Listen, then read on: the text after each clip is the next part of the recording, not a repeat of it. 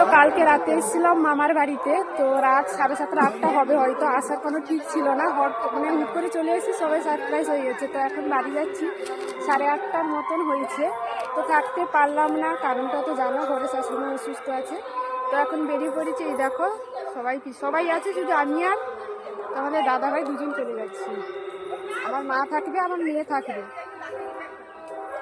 তো চলো বাড়িতে গেলাম, আমার কি হয়েছে, দিদিও থাকবে, আসছে, সবাই আছে, কিন্তু আমি চলে যাচ্ছি। তো ভালোও লাগছে না, কিন্তু কী করবো বলে, যেতে তো হবে।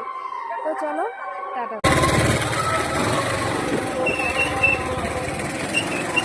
তো এখানে বড় মামি আছে, তো বড় মামির সঙ্গে দেখা করবো, সবার সঙ্গে দেখা হয়েছে, ফটো তোলা হয়েছে, কিন্তু এখানে মানুষ শুধু বাকি থেকে গেছে।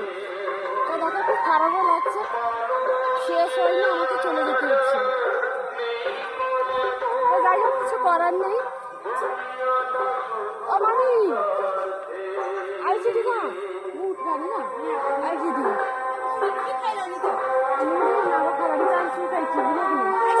হ্যাঁ। তো মামির সঙ্গে দেখা যাচ্ছে, তো চলে যাচ্ছি। মামির সঙ্গে বাকি ছিল দেখা করা। তো যাই হোক, চল।